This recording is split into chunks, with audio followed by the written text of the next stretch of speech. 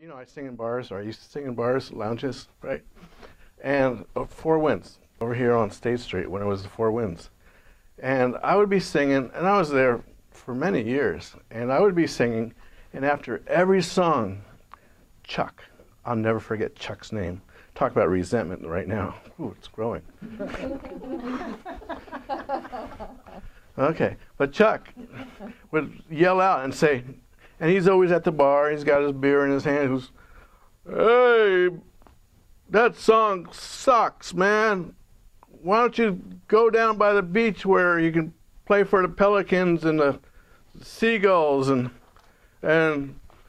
well, you better bring an umbrella because they'll probably tell you what they feel about you too, you know." So Chuck would do the same routine after every song, and people would laugh at him, and I don't know what to do. Finally, I had it. You talk about resentments and judgments. I couldn't stand this guy. But I figured out something, you know, right before I was going to speak and just tell him to, I said, "Chuck." He goes, "What?" And here's a full people. I have my microphone and speakers.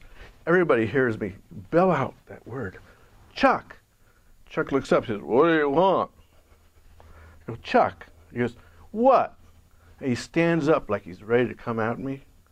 And I look at him, I say, "Chuck, I love you." And everybody just went shocked. How could you say that word to another man in this bar? And Chuck said, "What?" I said, "Chuck, I love you."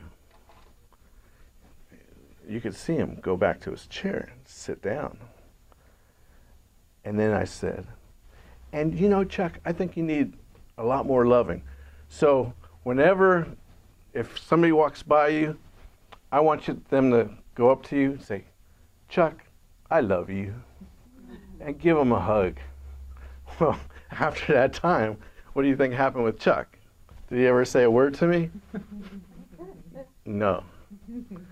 Now, I could have let Chuck have power over me.